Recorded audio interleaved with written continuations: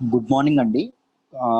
Before starting today's session, current affairs session, the flagship course offered at our institute, మన institute లో offer చేస్తున్న flagship course UPSC infinity గురించి ఒకసారి మనం తెలుసుకుందాం. UPSC infinity is the flagship course offered at our institute అండి. It is the premium course offered at our institute. The beauty about this course is it comes with lifetime validity అండి. ఈ course life time వ్యాలిడిటీతో మీకు రావడం అనేది జరుగుతుంది. అంటే ఒక్కసారి మీరు జాయిన్ అయితే, ఒక్కసారి యూపీఎస్సీ ఇన్ఫినిటీలో మీరు చేరితే, మీరు ఎన్నాళ్ళు ప్రిపేర్ అయితే అన్నాళ్ళు మీకు జాబ్ వచ్చేంత వరకు మీకు బోత్ రికార్డెడ్ సెషన్స్ కి ప్లస్ లైవ్ సెషన్స్ కి మీకు యాక్సెస్ అనేది ఉంటుంది. దాంతోపాటు ఫ్యాకల్టీ మెంబర్స్ యొక్క అన్లిమిటెడ్ సపోర్ట్, ఇన్ఫైనైట్ సపోర్ట్ అనేది మీకు లభిస్తుంది. మీరు ఇన్ కేస్ 2021 కి టార్గెట్ చేసిన, 2022 కి టార్గెట్ చేసిన, ఇన్ కేస్ మీరు డిగ్రీ కానీ ఏమైనా చదువుతూ యూపీఎస్సీ ప్రిపేర్ అవ్వాలనుకున్నా, this is the best course at your doorstep అండి. మీకు ఉపయోగపడే చాలా బెస్ట్ కోర్స్ యూపీఎస్సీ ఇన్ఫినిటీ అని చెప్పి చెప్పుకోవచ్చు. నెక్స్ట్, స్టూడెంట్ సెంట్రిక్ అప్రోచ్ అండి. యూపీఎస్సీ ఇన్ఫినిటీ జాయిన్ అయ్యే ముందు నేను ఒక రిఫరెన్స్ బుక్స్ చదవాలి, లేకపోతే పలానా ఎన్సీఆర్టీస్ చదవాలి అని చెప్పి మీకు ఏమైనా అపోహలు ఉంటే అపోహలు మీరు తీసి పక్కన పెట్టచ్చు. ఎందుకంటే we teach absolutely from scratch. మేము పునాదుల నుంచి లోతుల నుంచి చెప్పడం అనేది జరుగుతుంది. పూర్తి అడ్వాన్స్డ్ లెవెల్ వరకు మిమ్మల్ని తీసుకెళ్లే పూర్తి బాధ్యత మాది. రైట్, మిమ్మల్ని మొత్తం కంప్లీట్ బేసిక్స్ నుంచి చెప్పే బాధ్యత మాది. ప్రతి కామన్ మ్యాన్ కూడా అర్థమయ్యేటట్టు చెప్పడం అనేది మా ఇన్స్టిట్యూట్ లో ఒక కల్చర్ అండి. Next, daily mains answer writing practice. UPSC preparation లో మెయిన్స్ ఆన్సర్ రైటింగ్ ప్రాక్టీస్ అనేది ఎంత కీ రోల్ ప్లే చేస్తుందో మనందరికీ తెలుసు. సో మీరు జాయిన్ అయిన మొదటి రోజు నుంచే మీతో మెయిన్స్ ఆన్సర్ రైటింగ్ ప్రాక్టీస్ అనేది చేయిస్తాం. మెయిన్స్ ఆన్సర్ రైటింగ్ ప్రాక్టీస్ మీరు ఎప్పుడైతే మీరు రాసిన ఆన్సర్స్ కి రెస్పెక్టివ్ ఫ్యాకల్టీ మెంబర్స్ ఎవరైతే ఉంటారో ఆ ఫ్యాకల్టీ మెంబర్స్ కరెక్ట్ చేసి మీకు కన్స్ట్రక్టివ్ ఫీడ్బ్యాక్ కూడా ఇవ్వడం అనేది జరుగుతుంది. దాంతోపాటు నెక్స్ట్ వచ్చేసి lowest fee in the country. మీరు దేశంలో మేమిచ్చే క్వాలిటీని ఎవరితో కంపేర్ చేసుకున్నా, యూపీఎస్సీ క్వాలిటీ ఎక్కడ కంపేర్ చేసుకున్నా కంట్రీలోనే మాది లోయెస్ట్ ఫీ అని చెప్పి మేము చాలా ప్రౌడ్ గా చెప్తున్నాం. The fee is only about 50,000 rupees అండి. 50,000 రూపాయలు మాత్రమే. 50,000 రూపాయలు కూడా ఒకేసారి కట్టి జాయిన్ అవ్వాలంటే అక్కర్లేదు. మీరు 10,000 చొప్పున 5 ఇన్స్టాల్మెంట్లో కట్టుకోవచ్చు. లేదు ఇన్స్టాల్మెంట్లు నాకు అక్కర్లేదు సార్, నేను సింగిల్ పేమెంట్ కడతానంటే 50,000 కూడా కట్టక్కర్లేదు. కేవలం 40,000 రూపాయలకే మీకు రావడం అనేది, యూపీఎస్సీ ఇన్ఫినిటీ రావడం అనేది జరుగుతుంది. జిఎస్ పేపర్స్ అన్ని కవర్ అవుతాయి. సిసాట్ కూడా కలిపి ఇస్తున్నాం యూపీఎస్సీ ఇన్ఫినిటీలో. యూపీఎస్సీ ఇన్ఫినిటీ మళ్ళీ చెప్తున్నాను, this is of lifetime validity course. Lifetime validity అంటే lifetime validity. Next, bundled with APPSC, TSPSC, IBPS, SSC. APPSC కానీ, టీఎస్పీఎస్సీ కానీ, ఐబీపీఎస్ కానీ, ఎస్ఎస్సి కానీ నోటిఫికేషన్స్ పడ్డాయనుకోండి, మీ ప్రిపరేషన్ మధ్యలో ఈ ఎక్స్ట్రా సిలబస్ ఏదైతే ఉంటుందో అది కూడా కవర్ చేయడం అనేది జరుగుతుంది. మీకు ఆర్ఆర్బి కానీ, లేకపోతే ఆర్బీఐ గ్రేడ్ బి కానీ ఇలాంటి ఎగ్జామ్స్ ఏమైనా జరిగినప్పుడు కానీ వాటికి కూడా ఎక్స్ట్రా సిలబస్ కూడా మీకు పూర్తిగా కవర్ చేయడం అనేది జరుగుతుంది. రైట్, రూపాయి కూడా ఎక్స్ట్రా ఫీజు అనేది దానికి ఉండదు. మీరు వేరే ఇన్స్టిట్యూట్ వాటి కోసం పరిగెత్తనక్కర్లేదు. యూపీఎస్సీ ఇన్ఫినిటీలోనే అన్ని కవర్ అవ్వడం అనేది జరుగుతుంది. దాంతోపాటు మీకు అన్లిమిటెడ్ గ్రాండ్ టెస్ట్లు ఉంటాయి, అన్లిమిటెడ్ మాక్ టెస్ట్లు ఉంటాయి. రైట్, దాంతోపాటు mains answer writing practice daily చేయించడం అనేది జరుగుతుంది. The best faculty in the industry అనే వాళ్ళు ఇన్స్టిట్యూట్ లో టీచ్ చేస్తారు. ఏవైనా డౌట్స్ మీకు ఉంటే యూపీఎస్సీ ఇన్ఫినిటీ గురించి, ఇది సురేష్ సార్ నెంబర్ అండి. సురేష్ సార్ నెంబర్ కాంటాక్ట్ చేయండి. కాంటాక్ట్ చేసి మీరు మీ డౌట్స్ అనేవి క్లియర్ చేసుకోవచ్చు. Right, I hope UPSC infinity గురించి మీకు అర్థమైంది అనుకుంటున్నాను. నెక్స్ట్, కోర్సెస్ ఆఫర్డ్ గురించి టకటక ఒకసారి చెప్పుకుందాం. మన ఇన్స్టిట్యూట్ లో ఆఫర్ చేసే కోర్సెస్ అనేది యూపీఎస్సీ ఇన్ఫినిటీ 50,000 రూపాయలండి. మొత్తం ఎన్ని ఇన్స్టాల్మెంట్లో కట్టుకోవచ్చు అని చెప్పాం, 5 ఇన్స్టాల్మెంట్లో కట్టుకోవచ్చు. ఒకవేళ నాకు ఇన్స్టాల్మెంట్లు అక్కర్లేదు సార్ అంటే 50,000 కాస్త ఎంత అయిపోతుంది, 40,000 అయిపోతుంది. కేవలం 40,000 రూపాయలకే మీకు యూపీఎస్సీ ఇన్ఫినిటీ అనేది వస్తుంది సింగిల్ పేమెంట్ చేస్తే. పబ్లిక్ అడ్మినిస్ట్రేషన్ అనే స్వయాన సురేష్ సారే చెప్తారు, 2 ఇన్స్టాల్మెంట్స్ లో మీరు కట్టుకోవచ్చు. రైట్, 10,000 చొప్పున 2 ఇన్స్టాల్మెంట్లో కట్టుకోవచ్చు. UPSC infinity plus public administration optional కలిపి 70,000 అవుతుంది కదా, కానీ 70,000 కాకుండా 60,000కి అందిస్తున్నాము. 6 ఇన్స్టాల్మెంట్లో మీరు కట్టుకోవచ్చు. రైట్, సురేష్ సారే చెప్తారు పబ్లిక్ అడ్మినిస్ట్రేషన్ ఆప్షనల్. దాంతో పాటు పబ్లిక్ అడ్మినిస్ట్రేషన్ తో పాటు తెలుగు లిటరేచర్ ఆప్షనల్ కూడా మన ఇన్స్టిట్యూట్ లో ఉంది. అది కూడా 20,000 రూపీస్ కి అందిస్తున్నాం.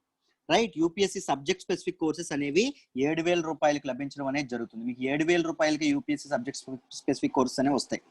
రైట్. అంటే మీకు ఒకవేళ ఎకానమీ అనేది మిమ్మల్ని భయపెడుతుంది అనుకోండి, లేకపోతే పాలిటీ అనేది ఇబ్బంది పెడుతుంది అనుకోండి, హిస్టరీ అనేది మీకు అర్థం కావట్లేదు అనుకోండి, లేకపోతే జాగ్రఫీ అనేది ప్రాబ్లం క్రియేట్ చేస్తుంది అనుకోండి, మీకు వాటికి సంబంధించినటువంటి సిలబస్ ఏమైనా మీకు ఇబ్బందికరమైన ఏదైనా సబ్జెక్ట్ ఉంటే ఆ ఒక్క సబ్జెక్ట్ కూడా మీరు తీసుకోవచ్చు. ఈచ్ సబ్జెక్ట్ 7,000 అనేది మీరు పే చేసి మీరు ఇది అవ్వచ్చు. రైట్. సబ్జెక్ట్ స్పెసిఫిక్ కోర్సెస్ కూడా అన్లిమిటెడ్ లైఫ్ టైం వ్యాలిడిటీతో మీకు రావడం అనేది జరుగుతుంది. Right. Simple subject specific courses కూడా లైఫ్ టైం వ్యాలిడిటీతో ఇవ్వడం అనేది జరుగుతుంది. బ్యాంక్ ఇన్ఫినిటీ అనేది 5,000కి, బ్యాంక్ ఎస్ఎస్సి ఆర్ఆర్బి ఇన్ఫినిటీ అనేది 7,000కి, ఇంగ్లీష్ ఇన్ఫినిటీ అనేది 2,000కి. ఇది కూడా సురేష్ సార్ అని టీచ్ చేస్తారు. మీకు తెలుసు, చాలా అద్భుతంగా ఎడిటోరియల్ అనాలిసిస్ కానీ గట్రా చెప్తారు. 2,000 రూపీస్. ఎక్కువ మంది జాయిన్ అయిన కోర్సు ఇంగ్లీష్ ఇన్ఫినిటీ కోర్స్ అండి. మాకు క్వాంట్ ఇన్ఫినిటీ కోర్స్ కూడా 2,000 రూపీస్కే మీకు లభించడం అనేది జరుగుతుంది. సో మీరు సబ్జెక్ట్ స్పెసిఫిక్ కోర్సెస్ తీసుకున్నప్పటికీ మెయిన్స్ ఆన్సర్ రైటింగ్ ప్రాక్టీస్ లోని దాంతో పాటు మీకు గ్రాండ్ టెస్ట్ అండ్ మాక్ టెస్ట్లు ఏవైతే ఉంటాయో వాటికి కాంప్లిమెంటరీ యాక్సెస్ అనేది మీకు లభిస్తుంది. రైట్. సో ఈ అవకాశాన్ని మీరు ఉపయోగించుకుంటారు అనుకుంటున్నాను. ఎందుకంటే అన్ని courses life time validity courses. ఏవైనా డౌట్స్ ఉంటే ఇది సురేష్ సార్ నంబర్ కాంటాక్ట్ చేయండి. కాంటాక్ట్ చేసి సబ్జెక్ట్ గురించి ఏమైనా డౌట్స్ ఉంటే వాటిని క్లారిఫై చేసుకోండి. Thank you so much. ఇప్పుడు మనం ఈరోజు ఫస్ట్ ఆర్టికల్లోకి వెళ్దాం. కరెంట్ అఫైర్స్ నుంచి ఫస్ట్ ఆర్టికల్కి వెళ్దాం. ఈ రోజు కరెంట్ అఫైర్స్ లో ఫస్ట్ ఆర్టికల్ ఏంటంటే controller and auditor general of India ఎవరైతే ఉన్నారో ఆయన ఏం చెప్పారంటే, ఒక పార్లమెంట్ కి ఒక రిపోర్ట్ ఇస్తూ ఆయన చెప్పింది ఏంటంటే, రఫేల్ వెండర్స్ ఎవరైతే ఉన్నారో they are yet to confirm technical transfer అనేది ఇదవ్వాలి. డిఆర్డిఓకి ఇంకా ఎల్సిఏ ఇంజిన్ ఏదైతే ఉంటుందో, LCA engine light combat aircraft engine ఏదైతే ఉంటుందో అది డెవలప్ చేయడానికి గల టెక్నాలజీని వాళ్ళు ఇంకా పంపించలేదు. అలా అని పంపిస్తామని చెప్పి కన్ఫర్మేషన్ కూడా ఇవ్వట్లేదు అని చెప్పడం అనేది జరిగింది. రైట్. వాళ్ళు ఎందుకు పంపించాలండి, రఫేల్ వెండర్స్ ఎందుకు పంపించాలి, ఏంటి మొత్తం తెలుసుకునే ముందు కొద్దిగా బేసిక్స్ అనేవి టచ్ చేద్దాం. రైట్. మీ అందరికీ ముందు ఫస్ట్ తెలియాలి ఏంటంటే, ఇండియన్ ఆఫ్సెట్ పాలసీ గురించి తెలియాలి.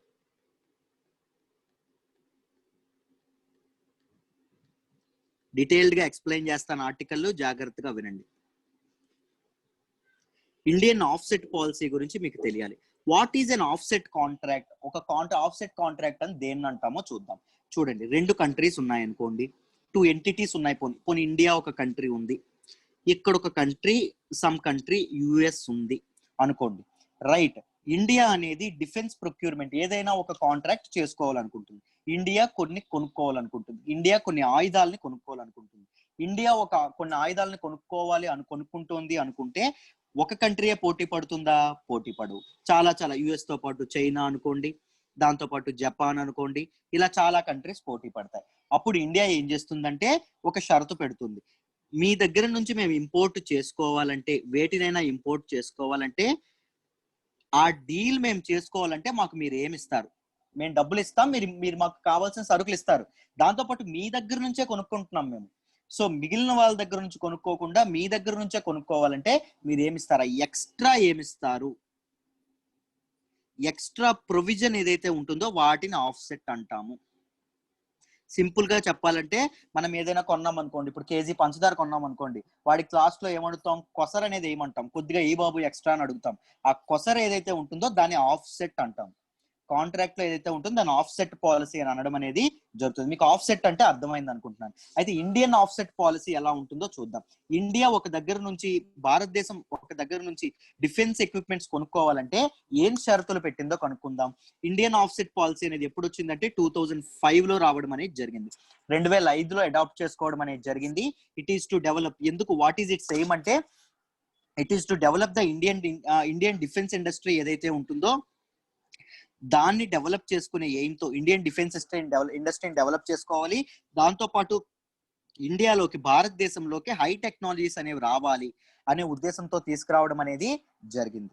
అయితే దీని ఏం షరతు పెట్టారంటే, capital imports above 300 crores. India అనేది ఏదైనా దేశంతో 300 కోట్లకు పైబడి ఏదైనా డిఫెన్స్ సంబంధించినటువంటి ఇది చేసింది అనుకోండి, డీల్ కుదుర్చుకుంది అనుకోండి, అప్పుడు ఎంతైతే పెట్టిందో దానికి at least 30% amount right. At least 30% of the value of contract వాల్యూకి 30% ఆ కంట్రీ, అవతల కంట్రీ ఏదైతే ఉంటుందో కాంట్రాక్ట్ చేసుకున్న కంట్రీ, ఆ కంట్రీ ఇండియాలో పెట్టుబడి అనేది పెట్టాలి. ఇన్వెస్ట్మెంట్ పెడితే ఏమవుతుందండి, కంట్రీలోని మన ఇండియాలోని ఎంప్లాయ్మెంట్ జనరేషన్ పెరుగుతుంది. దాంతో పాటు మన ఇండియన్ ఎకానమీ అనే చాలా మందికి ఇండియన్ భారతీయులకు అనే వాళ్ళకి ఉద్యోగాలు వస్తాయి. సో దాంతో పాటు ఇండియా ఎకానమీ అనేది రన్ అవుతుంది. ఇండియాకి ట్యాక్సెస్ వస్తాయి, పన్నులు వసూలు అవుతాయి, ఇండియన్ ఎకానమీ అనేది రన్ అవుతుంది. రైట్. సో ఇది ఇండియన్ ఆఫ్సెట్ పాలసీ అనేది ఇది. రైట్. ఇప్పుడు ఏం జరిగిందో చెప్తాను. అసలు ఈ రోజు మనం మాట్లాడుకోబోయే కథ, ఇండియన్ ఆఫ్సెట్ పాలసీ మీకు అర్థమైంది అనుకుంటున్నాను. ఈ రోజు మనం మాట్లాడుకోబోయే ఆర్టికల్ యొక్క కథ ఏంటో చెప్తాను, జాగ్రత్తగా వినండి. మనము సెప్టెంబర్ 2016లో 2016 సెప్టెంబర్ లో మనం ఏం చేసామంటే, ఇండియా అనేది ఒక రఫేల్ డీల్ అనేది కుదుర్చుకుందండి. రైట్. ఎవరితో కుదుర్చుకుందంటే 4 ఫ్రెంచ్ పార్ట్నర్స్ తో కుదుర్చుకోవడం అనేది జరిగింది. ఎవరండి ఆ ఫ్రెంచ్ పార్ట్నర్స్ అంటే, డసాల్ట్ ఏవియేషన్, దాంతో పాటు ఎంబిడిఏ, దాంతో పాటు సాఫ్రాన్, దాంతో పాటు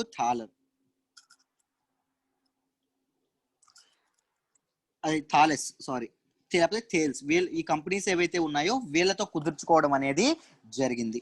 సో వీళ్ళు ఏం చేయాలి, మన ఇండియా వీళ్ళ దగ్గర నుంచి ఇంపోర్ట్ చేసుకుంటుంది కాబట్టి రఫేల్ దీన్ని, మొత్తం ఈ డీల్ వాల్యూ ఎంతంటే 60,000 కోట్లు, 60,000 crores ఈ డీల్ యొక్క వాల్యూ.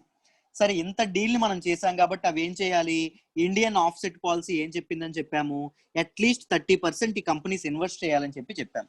సో వీళ్ళు కంపెనీస్ అగ్రిమెంట్ కుదుర్చుకున్నప్పుడు ఎంత కుదుర్చుకున్నారంటే 50% ఇన్వెస్ట్మెంట్స్ పెడతామని చెప్పి కుదుర్చుకున్నారు. సో ఈ ఏదైతే డసాల్ట్ ఏవియేషన్ ఉందో అది రిలయన్స్ డిఫెన్స్ ఏదైతే వీళ్ళు ఉన్నారో వాళ్ళతో, మన అంబానీ యొక్క రిలయన్స్ వాళ్ళతో డీల్ కుదుర్చుకోవడం కూడా జరిగింది. రైట్. వీళ్ళు డీల్ కుదుర్చుకోవడం కూడా జరిగింది. అది నాగ్పూర్ లో దాని తాలూకా ప్లాంట్ కూడా ఆల్రెడీ ఓపెన్ అయింది. రైట్. అయితే ఏం చెప్తున్నారంటే, ఈ వెండర్స్ ఏవైతే వాళ్ళ తాలూకా ఆఫ్సెట్ పాలసీ కింద టెక్నాలజికల్ ట్రాన్స్ఫర్ ప్రామిస్ చేశారో, అంటే ఈ డీల్ చేసుకుంటే మేము టెక్నాలజీ ట్రాన్స్ఫర్, ఎల్ఏసి ఇంజిన్ ఎలా తయారు చేయాలా అనే టెక్నాలజీ ఏదైతే ఉంటుందో అది మేము మీ డిఆర్డిఓకి చెప్తాము అనే ప్రామిస్ ఏదైతే ఉంటుందో, ఆ ప్రామిస్ మీద ఈ కంపెనీస్ అనే వాళ్ళు కన్ఫర్మ్ చేయట్లేదు అని చెప్పి ఎవరు చెప్పారు, CAG, controller and auditor general, parliament కి ఆయన ఇచ్చిన నివేదికలో చెప్పడం అనేది జరిగింది. రైట్. మీకు డీటెయిల్డ్ గా అర్థమైందనే అనుకుంటున్నాను. ఆ రిపోర్ట్ లో ఏం చెప్పారంటే, డిఫెన్స్ డీల్స్ ఏవైతే ఉన్నాయో, డిఫెన్స్ డీల్స్ లో ఆఫ్సెట్ క్లాజెస్ ఏవైతే ఉన్నాయో అవి మీట్ అవ్వట్లేదు.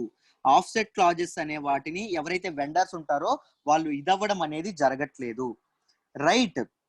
మినిస్ట్రీ ఆఫ్ డిఫెన్స్ అనేది 2019 లోనే ఏం చెప్పింది అంటే, our vendors are not able to confirm their capability, technological transfer అనేది చేస్తాము అని చెప్పి వాళ్ళు ఒక కన్ఫర్మేషన్ అనేది, ఒక ఎఫర్మేషన్ అనేది వాళ్ళు ఇవ్వట్లేదు అని చెప్పడం అనేది జరిగింది. రైట్. ఏప్రిల్ 2016 లో భాగంగా 2016 ఏప్రిల్లో వాళ్ళు ఏం చెప్పారంటే, ఆఫ్సెట్ ఆబ్లిగేషన్స్ లో భాగంగా, అంటే ఆఫ్సెట్ పాలసీలో భాగంగా 6 న్యూ టెక్నాలజీస్ అనే వాటిని మేము మీకు డిఆర్డిఓకి ఇస్తామని చెప్పడం అనేది జరిగింది. ఈ 6 న్యూ టెక్నాలజీస్ మీద కూడా ఇప్పుడు కన్ఫర్మేషన్ అనేది వాళ్ళు ఇప్పుడు ఇవ్వట్లేదు అని చెప్పి ఈ ఆర్టికల్లో చెప్పడం అనేది జరిగింది. మీకు ఆఫ్సెట్ పాలసీ అంటే ఏంటో క్లియర్ గా అర్థమైంది అనుకుంటున్నాను. దాంతో పాటు అసలు ఈ రఫేల్ వెండర్స్ అనే వాళ్ళు ఎందుకు ఆ క్యాగ్ అనేది రిపోర్ట్ ఏమిచ్చింది అని చెప్పి కూడా మీకు అర్థమైందనే అనుకుంటున్నాను. Right. I hope it is clear. Second ఆర్టికల్లోకి వెళ్దామా?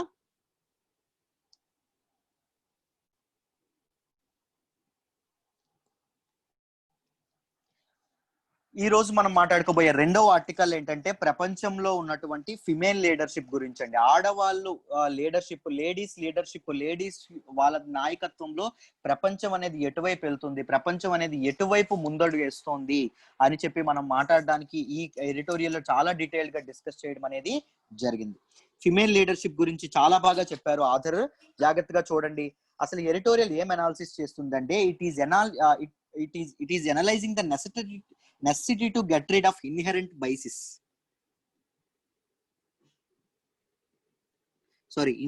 biases, right, and effectiveness of women in leadership roles.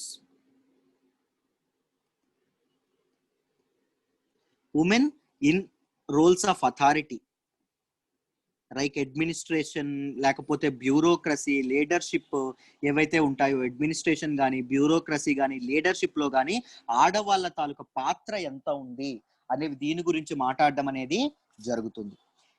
అసలు ఏం చెప్తున్నారంటే, it is this article analyses to get rid of inherent biases. మనం ఎప్పటి నుంచో మన సొసైటీ వారసత్వంగా పునికి పుచ్చుకున్న డిస్క్రిమినేషన్ బయాస్ థింగ్ ఏదైతే ఉంటుందో, ఆడవాళ్ళు నాయకత్వం వహించలేరు, లేకపోతే ఆడవాళ్ళ లీడర్షిప్ లో మేము ఉండాలా, ఆడవాళ్ళ నాయకత్వం, ఆడవాళ్ళ చెప్పు చేతల్లో మగవాళ్ళు బతకాలా, లేకపోతే ఆడవాళ్ళ నిర్ణయాలన్నీ అసలు కరెక్ట్ గా ఉండవు, వాళ్ళకి అసలు లోక పరిజ్ఞానం అనేది ఉండదు, ఇలాంటి తాలూకా మనుషుల మగవాళ్ళ మైండ్ సెట్ ఏదైతే ఉంటుందో దానికి శుభం కార్డ్ వేయాలి, దానికి స్వస్తి పలకాలి అని చెప్పి ఈ ఎడిటోరియల్ లో ఆర్టికల్లో డిస్కస్ చేయడం అనేది జరిగిందండి. దాంతో పాటు ఉమెన్ యొక్క ఎఫెక్టివ్నెస్, అథారిటీలో, ఎప్పుడైతే ఉమెన్ అడ్మినిస్ట్రేషన్ లో, నాయకత్వంలో, బ్యూరోక్రసీలో, పవర్ డెసిషన్ మేకింగ్ వాటిల్లో, దాంతో పాటు నాయకత్వంలో, దాంతో పాటు అడ్మినిస్ట్రేషన్ లో, పరిపాలనలోని ఆడవాళ్ళ తాలూకా పాత్ర ఎంత ఎఫెక్టివ్ గా ఉందో కూడా ఈ ఆర్టికల్లో పూర్తిగా డిస్కస్ చేయడం అనేది జరిగింది. నేను చాలా సార్లు డిస్కస్ చేశాను, మగవాళ్ళు నిజంగా ఫిజికల్ గా కానీ స్ట్రాంగ్ అయినప్పటికీ, మగవాళ్ళు ఫిజికల్ గా స్ట్రాంగ్ అయినప్పటికీ ఆడవాళ్ళు మెంటల్ గా చాలా చాలా స్ట్రాంగ్ అండి. రైట్. మగవాడి ఆడవాళ్ళ మీద తన బలాన్ని ఎలా నిరూపించుకోవాలి అంటే, ఆడదాన్ని కాపాడి నిరూపించుకోవాలి, ఆడవాళ్ళని ఎప్పుడు తను రక్షించుకోవాలి అని చెప్పి నేను ఆల్రెడీ చెప్పాను. మగవాడు బల నిరూపణ అనేది అలా చేసుకోవాలి అని చెప్పి నేను చెప్పాను. అలాగని ఆడవాళ్ళకి డిస్క్రిమినేషన్ అనేది ఉండకూడదు అని కూడా నేను చాలా సార్లు ఉమెన్ ఎంపవర్మెంట్ గురించి మాట్లాడేటప్పుడు కూడా నేను చెప్పాను. రైట్. ఇప్పుడు women leadership across the editorial లో women leadership across the globe గురించి మాట్లాడదాం. ఉమెన్ లీడర్షిప్ ఎలా ఉందో మాట్లాడదాం. రీసెంట్ గా COVID-19 వచ్చింది. COVID-19 వల్ల మొత్తం ప్రపంచం అంతా కుదేలైపోయింది. వరల్డ్ ఎకానమీ, గ్లోబల్ ఎకానమీ మొత్తం కుదేలైపోయింది. ప్రపంచ హెల్త్ సిస్టమ్ మొత్తం, ఆరోగ్య వ్యవస్థ, ప్రపంచ ఆర్థిక వ్యవస్థలు కూడా కుదేలైపోయినాయి. రైట్. ఇబ్బందుల పాలైనాయి. సో ఈ టైంలో ఫిమేల్ లీడర్షిప్ ఉన్నటువంటి, ఆడవాళ్ళు నాయకత్వం వహించినటువంటి కంట్రీస్ ఏవైతే ఉన్నాయో, like Germany, Taiwan and New Zealand, ఈ కంట్రీస్ ఏవైతే ఉన్నాయో, ఈ కంట్రీస్ పాండమిక్ ని, ఈ మహమ్మారి ఏదైతే ఉంటుందో, కరోనా వైరస్ మహమ్మారిని మేనేజ్ చేయడంలో చాలా చాలా బాగా ఇదయ్యాయని చెప్పి చెప్తున్నారు. చాలా ఎఫెక్టివ్ గా పనిచేసాయి అంటే ఈ కంట్రీస్. ఎందుకు అంటే దానికి కారణం ఏం చెప్పారు అంటే, ఇవి ఆడవాళ్ళు పరిపాలించడం వల్ల, ఫిమేల్ లీడర్షిప్ ఉండడం వల్ల అని చెప్పి ఆర్టికల్లో చెప్పడం అనేది జరిగిందండి. స్టడీస్ ఏం చెప్తున్నాయి అంటే, స్టేట్స్ విత్ గవర్నర్స్, ఒక్క దేశాలే కాదు, కొన్ని రాష్ట్రాలు, ఆడవాళ్ళు గవర్నర్స్ గా ఉన్నటువంటి రాష్ట్రాలు కూడా ఈ మహమ్మారిని, COVID-19 సమర్థవంతంగా ఎదుర్కోవడంలో చాలా బాగా ఇదయ్యాయని చెప్తున్నారు. ఈ స్టేట్స్, ఆడవాళ్ళు గవర్నర్స్ గా ఉన్నటువంటి స్టేట్స్ లో COVID-19 కారణంగా మరణాలు కూడా, COVID-19 డెత్స్ కూడా చాలా తక్కువగా ఉన్నాయని చెప్పి చెప్తున్నారు.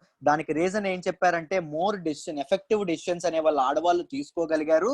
దాంతో పాటు ఆర్డర్స్, స్టేట్ హోమ్ ఆర్డర్స్ ఏవైతే ఉంటాయో, అంటే ఇంట్లో ఉండండి లాక్డౌన్ ఆర్డర్స్ అనే వాళ్ళు ముందుగానే ఈ పాండమిక్ యొక్క సివియారిటీని ముందుగానే వీళ్ళు గెస్ చేశారు. ఆడవాళ్ళకి మామూలుగా భయం ఉంటుంది. రైట్. ఎప్పుడైనా ఆడవాళ్ళు మీరు చూస్తుంటే వాళ్ళ కుటుంబాన్ని రక్షించుకోవాలనే ఆలోచన మగవాళ్ళ కంటే ఆడవాళ్ళకి ఎక్కువగా ఉంటుంది. సో ఫిమేల్ లీడర్షిప్స్ అనే వాళ్ళు కంట్రీని, వాళ్ళ కంట్రీని కూడా వాళ్ళ కుటుంబంలో, ఫ్యామిలీలా భావించి ముందుగానే ఈ పాండమిక్ యొక్క సివియారిటీని వాళ్ళు గెస్ చేసి ఇంట్లోనే కూర్చోండి, లాక్డౌన్ లో ఉండండి అని చెప్పి వీళ్ళు ముందుగానే డెసిషన్ తీసుకోవడం అనేది జరిగింది. దాంతో పాటు women leaders are more effective than male counterparts. Male leaders కంటే ఉమెన్ లీడర్స్ అనే వాళ్ళు చాలా బాగా ఇది చేశారని చెప్పి కూడా ఈ ఆర్టికల్లో డీటెయిల్డ్ గా చెప్పడం అనేది జరిగింది. రైట్. దాంతో పాటు ఇండియన్ గ్రామ పంచాయత్స్ ఉన్నటువంటి ఒక సిస్టమ్ మీద కూడా మంచి బాగా చెప్పగలగడం అనేది జరిగిందండి. ఇండియన్ గ్రామ పంచాయత్స్ లో 1993లో ఒక కాన్స్టిట్యూషనల్ అమెండ్మెంట్ తీసుకొచ్చారు. ఆ కాన్స్టిట్యూషనల్ అమెండ్మెంట్స్ లో భాగంగా ప్రధాన్ అనే ఒక ఏదైతే ఇది ఉంటుందో, గ్రామ పంచాయత్స్ లో ఒక పొజిషన్ ఏదైతే ఉంటుందో దాని గురించి చెప్పడం కూడా జరిగింది. ఈ కాన్స్టిట్యూషనల్ అమెండ్మెంట్ ద్వారా ఏం చేశారంటే, అన్ని states, it mandated all states to reserve 1/3 of all positions. 1/3 positions అనే వాళ్ళు, ప్రధాన పొజిషన్స్ అనేవి ఉమెన్ కి ఇవ్వాలి అని చెప్పి మ్యాండేట్ చేయడం అనేది జరిగింది. రైట్. దాంతో పాటు ఉమెన్ ఇంట్రెస్ట్, ఆడవాళ్ళకి సంబంధించిన పాలసీస్ ఏవైతే గవర్నమెంట్ ఫ్రేమ్ చేస్తుందో ఆడవాళ్ళకి సంబంధించిన ఆడవాళ్ళ సంరక్షణ కోసం కానీ, ఆడవాళ్ళకి న్యూట్రిషన్ కోసం కానీ, ఆడవాళ్ళకి మెన్స్ట్రల్ హైజీన్ కోసం కానీ, లేకపోతే ఆడవాళ్ళకి అబ్యూజ్ ఏదైతే ఉంటుందో దాని గురించి కానీ, ఇలాంటికి సంబంధించిన డౌరీ సిస్టమ్ కానీ, కట్నాలకు సంబంధించిన విషయం కానీ, ఇలాంటి పాలసీస్ గవర్నమెంట్ ఏమైతే ఫ్రేమ్ చేసిందో ఆ పాలసీస్ ని సమర్థవంతంగా నిర్వహించడంలో, సమర్థవంతంగా ఇంప్లిమెంట్ చేయడంలో మేల్ లీడర్స్ కంటే ఫిమేల్ లీడర్స్ అనే వాళ్ళు చాలా బాగా సక్సెస్ఫుల్ గా ఇది చేశారు, పని చేశారని చెప్పడం అనేది జరిగింది. రైట్. దాంతో పాటు ఈ ఆర్టికల్లో జెండర్ ఈక్వాలిటీ గురించి కూడా చాలా అద్భుతంగా మాట్లాడడం అనేది జరిగిందండి. రైట్. జెండర్ ఈక్వాలిటీ గురించి కూడా మాట్లాడడం అనేది జరిగింది. జెండర్ ఈక్వాలిటీ గురించి ఏం మాట్లాడారంటే, మొదట లెజిస్లేచర్ లో ఆడవాళ్ళు ఎంతమంది, చట్టాన్ని చేసే పార్లమెంట్ లో గానీ, చట్టసభల్లో గానీ, లెజిస్లేటివ్ అసెంబ్లీస్ లో గానీ ఆడవాళ్ళు ఎంత ఉన్నారో పక్కన పెట్టండి, ముందు పోటీ చేయడానికి ఎంతమంది ఆడవాళ్ళు నిల్చుంటున్నారు, అసలు ముందు వాళ్ళ నాయకులుగా పోటీ చేయడానికి, రాజకీయాల్లోకి రావడానికి ఎంతమంది ఆడవాళ్ళు మొగ్గు చూపుతున్నారు.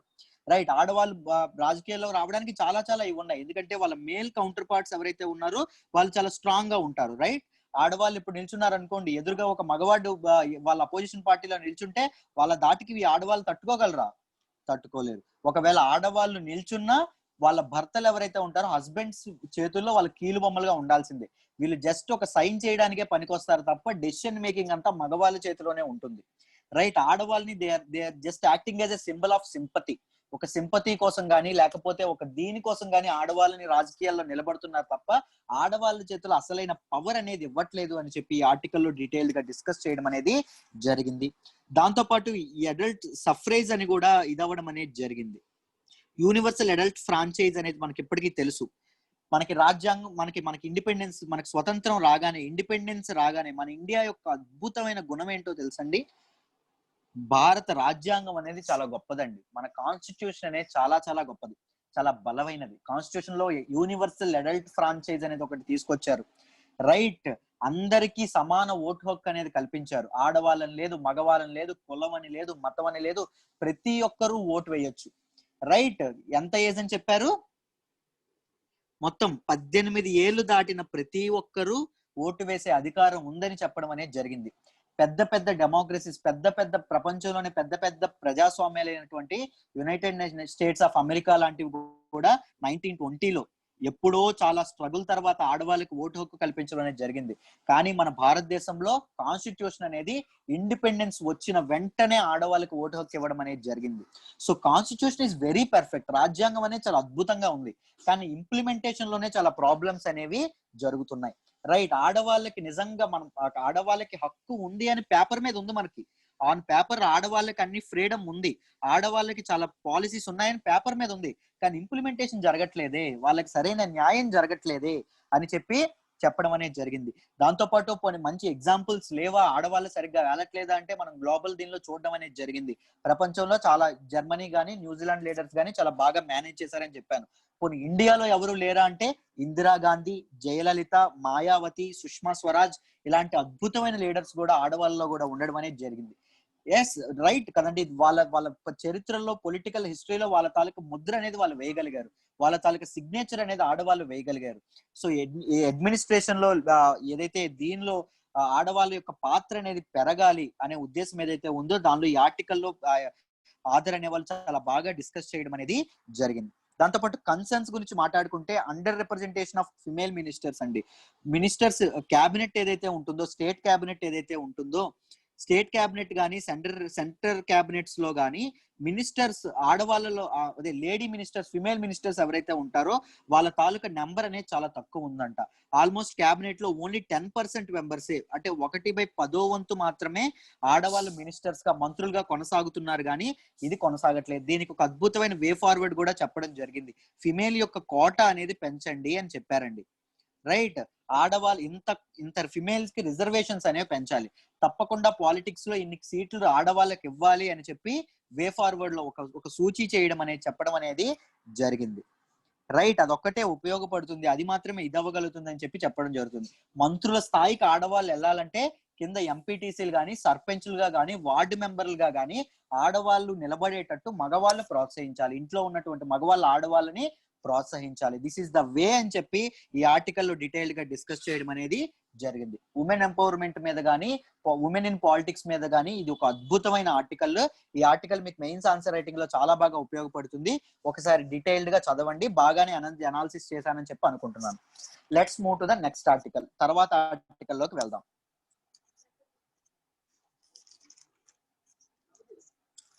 తర్వాత ఆర్టికల్ ఏంటి అంటే APMC bill tabled in Karnataka assembly అండి. కర్ణాటక అసెంబ్లీలో ఏపీఎంసీ బిల్ అనేది ఇదవడం అనేది జరిగింది. It is the most controversial bill. దేశవ్యాప్తంగా సెంట్రల్ గవర్నమెంట్ కూడా ఫార్మ్ బిల్స్ అనేవి తీసుకురావడం అనేది జరిగింది. మీ అందరికీ తెలుసు, రైట్? ఫార్మ్ బిల్స్ అనేవి తీసుకురావడం అనేది జరిగింది. అంటే ఐ మీన్ మీకు farmers produce trade and commerce bill ఏదైతే ఉందో అది ఏం చేస్తుంది, ఏపీఎంసీస్ ని డైల్యూట్ చేసే ప్రయత్నం అయితే చేస్తుందని చెప్పడం అనేది జరిగింది. ఏపీఎంసీస్ డైల్యూట్ అయితే మినిమం సపోర్ట్ ప్రైస్ అనేది డైల్యూట్ అయిపోద్ది అని చెప్పడం అనేది ఆ కన్సర్న్స్ అనే రైతుల్లో ఉండడం అనేది జరిగింది, రైట్? కర్ణాటక గవర్నమెంట్ కూడా ఈ కాంట్రవర్షియల్ ఏపీఎంసీ బిల్ అనేది తీసుకురావాలి అని చెప్పి అంటుంది. ఈ బిల్ ప్రకారంగా ఏం జరుగుతుంది అంటే it remove restrictions on the sale of farm produce outside APMCs అండి. ఏపీఎంసీస్ లో అమ్మక్కర్లేదు. ఇప్పటి వరకు ఎలా ఉండేదంటే రైతులు తమ పండించిన పంట ఏదైతే ఉంటుందో దానిని agriculture produce market committees, APMC mandis ఏవైతే ఉంటాయో, మార్కెట్ యార్డ్స్ ఏవైతే ఉంటాయో అక్కడ అమ్మడం అనేది జరిగింది. ఇప్పుడు ఏం చేశారంటే రైతులు అక్కడ అమ్మక్కర్లేదు, వాళ్ళు ఇష్టం వచ్చిన దగ్గర అమ్ముకోవచ్చు. అంటే ఇప్పుడు నేను ఇక్కడ ఆంధ్రప్రదేశ్ లో పండించాను అనుకుని పంటని, ఆ పంటని నేను ఎక్కడైనా అమ్ముకోవచ్చు. అంటే నేను బీహార్ అయినా తీసుకెళ్లొచ్చు, హర్యానా అయినా తీసుకెళ్లొచ్చు, ఢిల్లీ అయినా తీసుకెళ్ళైనా అమ్ముకోవచ్చు. ఎవరికైనా అమ్ముకోవచ్చు, ఏ బిజినెస్ కైనా నేను అమ్ముకోవచ్చు అని చెప్పడం అనేది జరిగింది, right? Farmers can sell their produce anywhere, ఎక్కడైనా అమ్ముకోవచ్చు. దాంతో పాటు companies too can buy directly from farmers నుంచి కార్పొరేట్ కంపెనీస్ ఏవైతే ఉంటాయో అవి కూడా తమ ఫార్మర్స్ నుంచి క్రాప్స్ ని కొనుక్కోవచ్చు. ఏదైతే అగ్రికల్చర్ బిజినెస్ లో ఉన్నటువంటి ఫార్మ్స్ ఉంటాయి పెద్ద పెద్దవి, అవి ఫార్మర్స్ దగ్గర నుంచి డైరెక్ట్ నెగోషియేషన్స్ చేసి వాటిని కొనుక్కోవచ్చు. ఆ ప్రొవిజన్స్ అనేవి దీనిలో ఏపీఎంసీ బిల్లో ఇవ్వడం అనేది జరిగింది, రైట్? ఏపీఎంసీస్ అనేవి ఎక్కువగా ఏపీఎంసీ గురించి దీనిలోకి రావడం అనేది జరిగింది న్యూస్ లోకి. ఇలాంటి ప్రిలిమ్స్ లో ఎక్కువ అడిగే అవకాశం ఉంది కాబట్టి ప్రిలిమ్స్ లెవెల్లో ఏపీఎంసీస్ గురించి డీటెయిల్డ్ గా తెలుసుకుందాం. జాగ్రత్తగా వినండి. ఏపీఎంసీస్ అంటే ఏం చెప్పాం? అగ్రికల్చర్ ప్రొడ్యూస్ మార్కెట్ కమిటీస్ అండి, రైట్? అయితే they are under the state government. They are under the preview of state government. రాష్ట్ర ప్రభుత్వ పరిధిలోకి వస్తాయి ఈ ఏపీఎంసీస్. సెకండ్ ఏంటంటే అగ్రి మార్కెటింగ్ ఇస్ స్టేట్స్. ఎందుకంటే స్టేట్ గవర్నమెంట్ లోకి వస్తే అగ్రికల్చర్ మార్కెట్ అనే స్టేట్ సబ్జెక్ట్. నేను ఆల్రెడీ చెప్పాను ఏమేమి ఉంటాయి. కాన్స్టిట్యూషన్ ఏమేమి చెప్పింది? యూనియన్ లిస్ట్ ఒకటి ఉంటుంది, స్టేట్ లిస్ట్ ఒకటి ఉంటుంది, కాన్కరెంట్ లిస్ట్ ఒకటి ఉంటుంది, రైట్? సెంట్రల్ గవర్నమెంట్ లిస్ట్ లో కొన్ని వస్తాయి, స్టేట్ గవర్నమెంట్ లిస్ట్ లో కొన్ని వస్తాయి. కాన్కరెంట్ లిస్ట్ అంటే ఉమ్మడి జాబితాకి వస్తాయి. స్టేట్ మార్కెటింగ్ అగ్రికల్చర్ మార్కెటింగ్ ఏదైతే ఉంటుందో అది స్టేట్ సబ్జెక్ట్ అండి. దీని మీద డెసిషన్స్ ఎవరు తీసుకోవాలి అంటే రాష్ట్ర ప్రభుత్వాలు మాత్రమే తీసుకోవాలి, కేంద్ర ప్రభుత్వం తీసుకోకూడదు. అందుకే అగ్రి బిల్స్ మీద ఇప్పుడు ఒక ప్రొటెస్ట్ నడుస్తోంది. అది స్టేట్ మినిస్ట్రీలోకి వస్తుంటే, state under the preview of state government state list లోకి వస్తుంటే మీరెలా మా డెసిషన్స్ తీసుకుంటారు అని, రైట్? State subject. ఇటు ఏం చేస్తుంది అంటే APMCs ensures worthy prices and timely payments for farmers. రైతులు తమ పండించిన పంటకి సరైన గిట్టుబాటు ధర కల్పించడానికి, ఆ ధరని సరైన టైంకి వాళ్ళ చేతికి రావడానికి ఏపీఎంసీస్ అనేవి చాలా ఉపయోగపడతాయి. They are responsible for regulation of agricultural trade అండి, right? Regulation of agricultural trade ఏదైతే ఉంటుందో ఆ ట్రేడ్ ని కూడా రెగ్యులేట్ చేయడానికి ఉపయోగపడుతుందని చెప్తున్నారు. ఏపీఎంసీస్ యొక్క టోటల్ వాటిని వాటిని ఏమంటారంటే ఈనామ్ పోర్టల్ అనేది ఉంటుంది. మీకు తెలిసే అనుకుంటాను. It is eNAM portal, national agricultural market portal అనేది ఉంటుంది. This is a single window service for any issues regarding APMCs గురించి ఇన్ఫో తెలుసుకోవాలన్నా, ఇష్యూస్ గురించి ఏమైనా ఇదవ్వాలనుకున్నా ఈ ఈనామ్ పోర్టల్ అనేది ఉంటుంది, రైట్? ఈ ఏపీఎంసీస్ లోనే ఎంఎస్పి ధర అనేది డిస్కవరీ ఆఫ్ ప్రైసెస్ అనేవి, ప్రైస్ డిస్కవరీ మెథడ్ అనేది చేస్తారండి. అంటే రైతు యొక్క ప్రొడక్షన్ కి ఎంత కాస్ట్ అయింది, మార్కెటింగ్ కి ఎంత కాస్ట్ అయింది, సప్లై డిమాండ్ బట్టి ఒక కనీస మద్దతు ధర ఎంఎస్పి మినిమం సపోర్ట్ ప్రైస్ అనేది నిర్ణయిస్తారు. ఆ మినిమం సపోర్ట్ ప్రైస్ ద్వారా రైతుల దగ్గర నుంచి గవర్నమెంట్ ఏవైతే క్రాప్స్ పంటలను ఏవైతే ఉంటుందో అవి ప్రొక్యూర్ చేస్తుంది. ఆ ప్రొక్యూర్ చేసిన పంటలనే ఇప్పుడు మనకి ప్రజా పంపిణీ వ్యవస్థ, రేషన్ కార్డ్ సిస్టమ్ కానీ, మనం పంచదార కార్డులు అంటాం కదా, అవి ఆ ప్రొక్యూర్ చేసిన పంటల్ని, ఆ ప్రొక్యూర్ చేసిన ఐటమ్స్ నే పంపిణీ చేయడం అనేది జరుగుతుంది. సో ఏపీఎంసీస్ ని అబాలిష్ చేస్తే ఎంఎస్పి అనేది పోతుంది. ఎంఎస్పి అనేది పోతే రైతులు నష్టపోతారు. రైతులకు మినిమం కనీస గిట్టుబాటు ధర, కనీస మద్దతు ధర లేకపోతే రైతులు అనే వాళ్ళు ఆర్థికంగా చాలా నష్టపోతారు. ఆ కనీస మద్దతు ధర లేకపోతే ప్రజా పంపిణీ వ్యవస్థ, పబ్లిక్ డిస్ట్రిబ్యూషన్ సిస్టమ్ కూడా పోతుంది. పబ్లిక్ డిస్ట్రిబ్యూషన్ సిస్టమ్ పోతే చాలా మందికి ఫుడ్ సెక్యూరిటీ, చాలా మంది కంచాల్లో అన్నం అనేది ఉండదు, చాలా మంది ఆకలి బాధలతో బాధపడతారు అని చెప్పి అపోజిషన్ పార్టీస్ అనేవి గవర్నమెంట్ మీద చాలా క్రిటిసిజం చేయడం అనేది జరుగుతుంది. ఐ హోప్ ఈ ఆర్టికల్ కూడా మీకు డీటెయిల్డ్ గా అర్థమైంది అనుకుంటున్నాను. Let's move to the next article అమ్మా. ఇది చూడండి, చాలా దౌర్భాగ్యమైన ఆర్టికల్, చాలా దురదృష్టకరమైన ఆర్టికల్, కానీ మనం మాట్లాడుకోక తప్పదు. చూడండి, controller and auditor general of India ఏం చెప్పారంటే, మొత్తం గవర్నమెంట్ స్కూల్స్ లో ఉన్నటువంటి టాయిలెట్స్ ఏవైతే ఉన్నాయో, మరుగుదొడ్లు ఏవైతే ఉన్నాయో, అందులో 40%, 40% అనేవి నాన్ ఎగ్జిస్టెంట్, అన్యూజ్డ్. టాయిలెట్స్ ని వాడట్లేదంట, పిల్లలు వాడడానికి సరిపడగా లేవంట.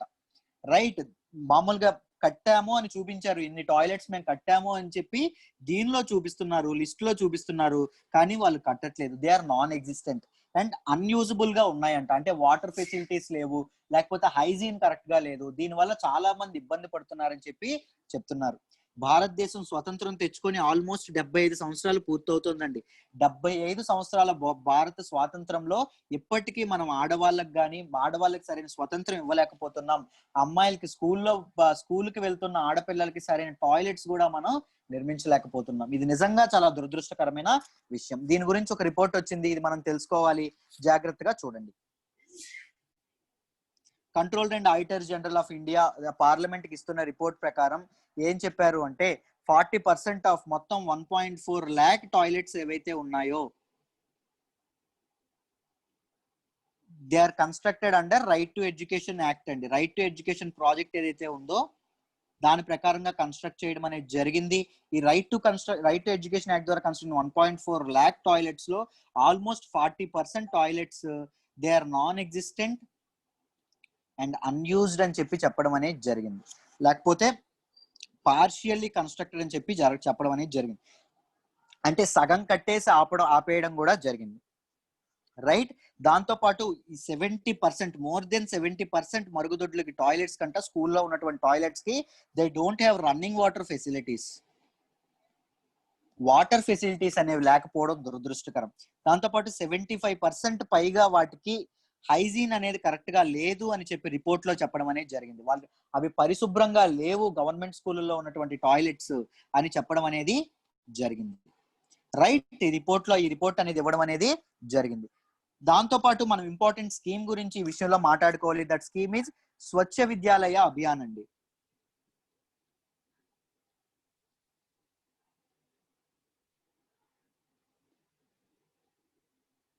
స్వచ్ఛ విద్యాలయ అభియాన్ అనేది 2014 లో దీన్ని తీసుకురావడం అనేది జరిగింది. ఇది ministry of human resources development ఎవరైతే ఉంటారో వాళ్ళు తీసుకురావడం అనేది జరిగింది. This is under the preview of human resources development ministry అండి, వాళ్ళ అండర్ లో ఇది ఉంటుంది. It is to meet right to education acts mandate ఏదైతే ఉంటుందో. Right to education act mandate ఏంటి?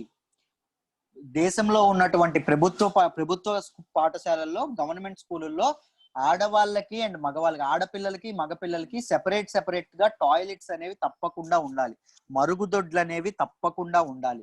అలాంటి right to education the act లో అది తీసుకురావడం అనేది జరిగింది. కానీ దురదృష్టవశాత్తు ఓన్లీ 27% స్కూల్స్ కు మాత్రమే అలా సెపరేట్ టాయిలెట్స్ ఉండడం అనేది జరిగింది.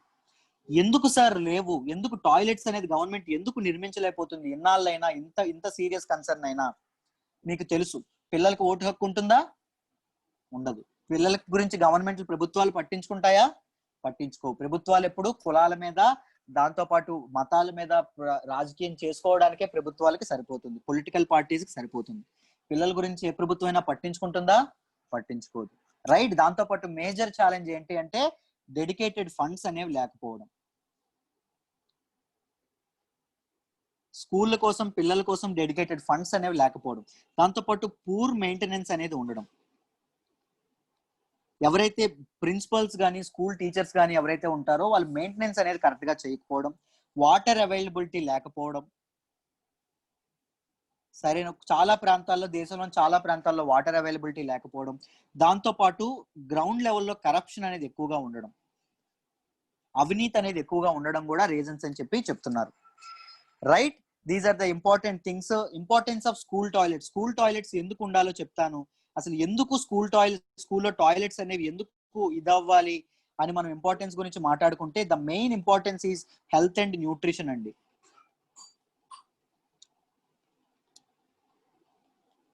School girls are very prone to menstrual cycle. అవన్నీ ఆ స్టేజ్ అప్పుడే స్టార్ట్ అవ్వడం అనేది జరుగుతుంది. ఎప్పుడైతే వాళ్ళకి సరైన టాయిలెట్స్ లేకపోవడం అనేది ఉంటుందో, వాళ్ళకి సరైన మెన్స్ట్రుయల్ హైజీన్ కూడా లేకపోవడం అనేది జరుగుతుంది. So they are vulnerable to many diseases అండి. క్యాన్సర్ లాంటి డిసీజెస్ కూడా ఇబ్బంది రావడం అనేది జరుగుతుంది. రీసెంట్ గా వాటి మీద మనం శుచి స్కీమ్ గురించి కూడా నిన్న మనం మాట్లాడుకున్నాం. కర్ణాటక గవర్నమెంట్ ఫండ్స్ ఆపేసింది అని. రైట్, దాంతో పాటు న్యూట్రిషన్ అండి. మనకి తెలుసు మిడ్ డే మీల్స్ లాంటి పథకాలు ఉంటాయి. ఎప్పుడైతే టాయిలెట్స్ అనేవి కరెక్ట్ గా ఉండవో, అక్కడ ప్రిమిసెస్ లో ఉన్నటువంటి పరిశుభ్రత కరెక్ట్ గా లేదో, అక్కడ ఉన్నటువంటి కాయగూరలు ఈ ప్రిమిసెస్ ఏవైతే ఉంటాయో ఇదవ్వడం వల్ల న్యూట్రిషన్ తాలూకా ఇది కూడా పరిశుభ్రత లేకపోవడం వల్ల జబ్బులు కానీ రోగాలు కానీ వచ్చే అవకాశం కూడా ఉంటుంది. దాంతో పాటు ఏం చెప్తున్నారంటే ఎన్రోల్మెంట్స్ అండ్ డ్రాప్ అవుట్స్. ఆడవాళ్ళకి డెడికేటెడ్ గా అమ్మాయిలకి పాపం టాయిలెట్స్ అనేవి లేకపోవడం వల్ల చాలా మంది చదువులను ఆపేస్తున్నారంటండి. చాలా మంది స్కూల్కి వెళ్ళట్లేదంట. ఆ డ్రాప్ అవుట్స్ కూడా చాలా వరకు స్కూల్లో పెరుగుతున్నాయి. చాలా మంది ఆడపిల్లలు చదువుకోలేకపోతున్నారు సరైన ఇండివిజువల్ టాయిలెట్స్ లేకపోవడం వల్ల అని కూడా చెప్తున్నారు. మూడోది ఏంటంటే child as a change agent అండి. మన దేశంలో మనం చాలా దగ్గర పరిశుభ్రత అనేది చాలా ఉండదు. మామూలుగా చాలా దగ్గర పరిశుభ్రతను చాలా మంది మన కంట్రీలో పాటించరు. బట్ ఎప్పుడైనా ఇంటికి దీపం ఏంటి, ఇల్లాలే. రైట్, ఎప్పుడైనా మన ఆడవాళ్ళలో అమ్మాయిల్లో చేంజ్ అనేది కనిపించింది అనుకోండి, ఆడపిల్లల్ని మనం స్కూల్ ఏజ్ లోనే నర్చర్ చేసామనుకోండి, పరిశుభ్రత వైపు కానీ హైజీన్ వైపు కానీ వాళ్ళు రేపు పొద్దున్న తమ పుట్టినింటికి, రేపు పొద్దున్న తమ మెట్టినింటికి వెళ్ళే తర్వాత కూడా వాళ్ళ ఫ్యామిలీస్ ని చేంజ్ చేస్తారు. దేశాన్ని పరిశుభ్రత వైపు అడుగు పెట్టేలా ఆడవాళ్లే చేస్తారు, అమ్మాయిలే చేయగలరు. సో ఆడవాళ్ళు ఒక చేంజ్ ఏజెంట్ గా కూడా పనిచేస్తారు అని చెప్పడం అనేది జరిగింది. These are very very important. దీనిలో రైట్ టు ఎడ్యుకేషన్ యాక్ట్ ఏదైతే ఉందో దాని గురించి కూడా ఒక్కసారి ప్రిలిమ్స్ లెవెల్లో ఏంటైతే ఉందో అది మాట్లాడుకుందాం. రైట్ టు ఎడ్యుకేషన్ యాక్ట్ అనేది 2019 లో అమెండ్ చేయడం జరిగిందండి. 6 to 14 ఏజ్ గల ఆడపిల్లలు ఎవరైతే ఉంటారో వాళ్ళందరికీ ప్రైమరీ ఎడ్యుకేషన్ తప్పకుండా ఉండాలి అని చెప్పడం అనేది జరిగింది. దాంతోపాటు ఎడ్యుకేషన్ ఒక ఫండమెంటల్ రైట్, ఒక ప్రాథమిక హక్కుగా ఎడ్యుకేషన్ ని చేయడం అనేది జరిగింది ఆర్టికల్ 21A రూపంగా. Right, this is all about this article and I hope you understand. Let's move to the next article.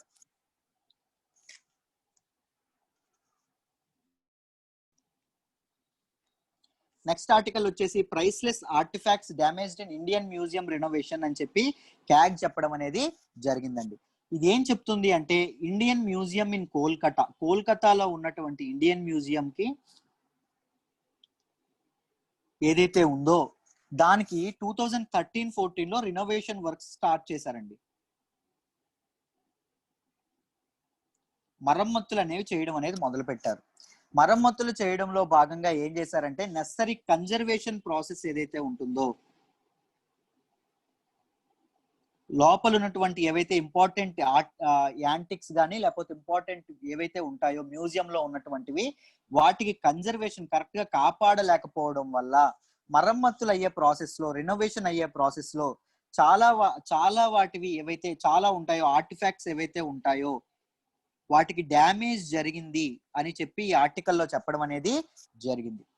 Right, దానివల్ల ఆర్టికల్ ఇదవడం అనేది control and auditor general of India చెప్పడం అనేది పార్లమెంట్ లో దీనిలో చెప్పడం అనేది జరిగింది. రైట్, ఇప్పుడు ఇండియన్ మ్యూజియంస్ గురించి ఒకసారి ప్రిలిమ్స్ లెవెల్లో ఇంపార్టెంట్ టక నేర్చేసుకుందాం, జాగ్రత్తగా చూడండి.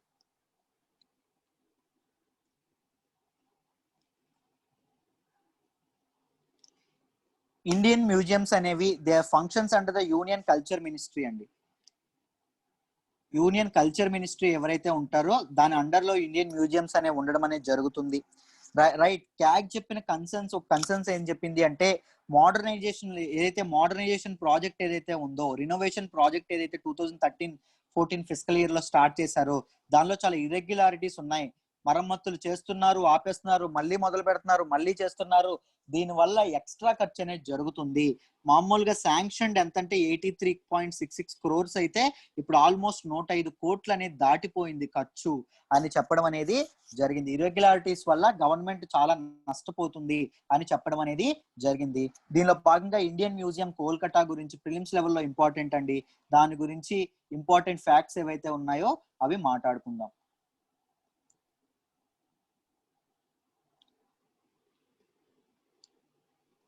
ఇంపార్టెంట్ ఫ్యాక్ట్స్ ఏంటంటే ఇట్ ఈస్ ఫౌండెడ్ ఇన్ 1814 అండి by Asiatic society. Asiatic society ద్వారా 1814లో దీన్ని ఇది చేయడం అనేది జరిగింది. This is the largest museum in India, and Asia Pacific region. Asia Pacific region లో కూడా this is the largest museum అండి. దాంతోపాటు చాలా ఏన్షియంట్ కలెక్షన్స్ అనేవి దీనిలో ఉన్నాయి. కలెక్షన్స్ ఇంక్లూడ్ ఈజిప్ట్ మమ్మీ కూడా దీనిలో ఉంది. దాంతోపాటు బర్హుత్ స్తూప కూడా ఉంది. బహ్రూత్ స్తూప అనేది ఎవరి దానిలో అయింది? పుష్యమిత్ర శృంగ టైంలో అవడం అనేది జరిగింది. దాంతోపాటు బుద్ధాస్ యాషెస్ అనేవి దీనిలో ఉన్నాయి. దాంతోపాటు అశోక పిల్లర్ అనేది ఉంది. దాంతోపాటు రేర్ యాంటిక్స్ చాలా ఉండడం అనేది జరిగింది. ఈ రేర్ యాంటిక్స్ అనేవి ఈ మ్యూజియం లో చాలా ఉన్నాయని చెప్పి చెప్తున్నారు. ఐ హోప్ ఈ ఆర్టికల్ మీకు డీటెయిల్డ్ గా అర్థమైంది అనుకుంటున్నాను, కవర్ చేశాను అనుకుంటున్నాను. Let's move to the next article అమ్మా. నెక్స్ట్ ఆర్టికల్ వచ్చేసి G4 seeks time bound reform of security council. United nations security council కి G4 అనేది టైమ్ బౌండ్ రిఫార్మ్స్ అనేవి చేయాలని చెప్పి అనుకుంటా ఉంది. రైట్, దీని గురించి మాట్లాడదాం. చూడండి, ఫస్ట్ G4 గురించి మాట్లాడాలి. G4 means group of 4 nations. G4 nations అంటే group of 4 nations. G7 nations అంటే group of 7 nations. G7 nations అనేవి ఎందుకు స్టార్ట్ అయింది? ఒక పొలిటికల్ పవర్ గానీ ఎకనామిక్ పవర్ గానీ కంట్రీలో ఆ 7 నేషన్స్ పంచుకోవడానికి, షేర్ చేసుకోవడానికి, ఎకానమీ అనేది ఇంప్రూవ్ చేసుకోవడానికి కోఆపరేటివ్ గా స్టార్ట్ అయింది. సో బట్ G4 నేషన్స్ యొక్క ఇదేంటి? G7 నేషన్స్ గురించి ఏం గురించి మాట్లాడాం. G4 నేషన్స్ యొక్క ఏమేంటి? అసలు G4 నేషన్స్ ఏంటి? దీనిలో గ్రూప్ లో ఏవేవి ఉంటాయి? First India, Brazil, Japan, Germany, ఈ 4 కంట్రీస్ ఉంటాయి. సరే, వీటి తాలూకు ఏమేంటంటే యునైటెడ్ నేషన్స్ సెక్యూరిటీ కౌన్సిల్లో పర్మనెంట్ సీట్ అనేది కావడం కోసం, యునైటెడ్ నేషన్స్ సెక్యూరిటీ కౌన్సిల్లో పర్మనెంట్ సీట్ అనేది కావడం కోసం ఇది చేయడం, ఈ 4 కంట్రీస్ సీక్ చేయడం అనేది జరుగుతుంది, ట్రై చేయడం అనేది జరుగుతుంది. యునైటెడ్ నేషన్స్ సెక్యూరిటీ కౌన్సిల్ గురించి మీకు ఆల్రెడీ తెలుసు, రైట్? ఐక్యరాజ్య సమితి భద్రతా మండలి. So United nations security council లో మొత్తం 5 పర్మనెంట్ మెంబర్స్ ఉంటారు, 10 నాన్ పర్మనెంట్ మెంబర్స్ ఉంటారు. 5 పర్మనెంట్ మెంబర్స్ ఎప్పుడు ఉంటారు, ఈ 10 నాన్ పర్మనెంట్ మెంబర్స్ 2 years కి ఒకసారి మారుతా ఉంటారు. వీటి గురించి మీ అందరికీ తెలుసు, నేను చాలా సార్లు దీనిలో డిస్కస్ చేయడం అనేది జరిగింది. ఇండియా అనేది రీసెంట్ గా నాన్ పర్మనెంట్ మెంబర్ గా సెలెక్ట్ అయింది. కానీ ఇండియా యొక్క టర్మ్ అనేది ఎప్పుడు స్టార్ట్ అవుతుంది? 2021లో స్టార్ట్ అవడం అనేది జరుగుతుంది. రైట్, 5 పర్మనెంట్ మెంబర్స్ గా ఉన్న కంట్రీస్ ఏంటమ్మా చెప్పండి? US, UK, France, Russia and China. ఇవి 5 పర్మనెంట్ మెంబర్స్. ఈ 5 పర్మనెంట్ మెంబర్స్ తో పాటు ఈ కంట్రీస్ కూడా యాడ్ అవ్వాలని చూస్తున్నాయి. 5 పర్మనెంట్ మెంబర్స్ కి ఎందుకు సార్ అంత, ఆ పర్మనెంట్ మెంబర్స్ మీద ఎందుకు అంత ఆశ కంట్రీస్ కి అంటే, ఆ పర్మనెంట్ మెంబర్స్ కి ఏముంటుందంటే వీటో అధికారం ఉంటుంది. ఏదైనా మల్టీలేటరల్ డెసిషన్ ఏదైతే ఉంటుందో దానిని అడ్డుకునే అధికారం అనేది ఉంటుంది. రైట్, నాన్ పర్మనెంట్ మెంబర్స్ కి కలెక్టివ్ వీటో ఉంటుంది, పర్మనెంట్ మెంబర్స్ కి ఇండివిజువల్ వీటో అనేది ఉంటుంది. ఇది డిఫరెన్స్. మీకు వీటన్నింటి గురించి నేను ఆల్రెడీ చాలా సార్లు డిస్కస్ చేశాను, మీకు అర్థమైందని అనుకుంటున్నాను. రైట్, అయితే దీనిలో ఏం చెప్పడం జరిగింది అంటే, దీనిలో ఏం చెప్పారు అంటే G4 నేషన్స్ ఏవైతే ఉన్నాయో, G4 nations will seek concrete and time bound reforms అనేవి,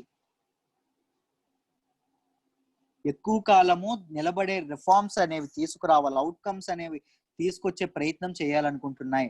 ఎప్పుడు అంటే on the Wake of 75th anniversary of UN general assembly అండి. యుఎన్ జనరల్ అసెంబ్లీ ఎప్పుడు జరుపుకుంటుందంటే 24th October జరుపుకుంటుంది యుఎన్ అసెంబ్లీ. 74th anniversary లో భాగంగా ఈ టైమ్ బౌండ్ రిఫార్మ్ అనేది concrete and time bound reforms కోసం G4 నేషన్స్ అనేవి ప్రయత్నిస్తున్నాయని చెప్పి ఈ ఆర్టికల్లో చెప్తున్నాయని చెప్పి జరిగారు. మినిస్టర్స్ అందరూ ఫారెన్ మినిస్టర్స్ అనే వాళ్ళు దీన్ని ఎఫర్మ్ చేయడం అనేది జరిగింది. యుఎన్ఎస్సి రిఫార్మ్స్ కోసం మేము ప్రయత్నిస్తున్నాము. ఇది 2005 వరల్డ్ సమిట్ ఏదైతే జరిగిందో, న్యూయార్క్ లో ఏదైతే జరిగిందో, అప్పుడు మేము ఏమైతే కట్టుబడి ఉన్నామో, అప్పుడు ఏదైతే మేము ఇది చేసుకున్నామో, మిలీనియం డెవలప్మెంట్ గోల్స్ చేసుకున్నామో, దాని ప్రకారంగానే మేము రిఫార్మ్స్ కోసం ప్రయత్నిస్తున్నాము అని చెప్పడం అనేది జరిగింది. వీళ్ళ తాలూకా G4 యొక్క మెయిన్ ఇదేంటంటే, యుఎన్ఎస్సి రిఫార్మ్స్ మెయిన్ తీసుకురావాలనుకున్న రిఫార్మ్స్ ఏంటో చూడండి అమ్మా.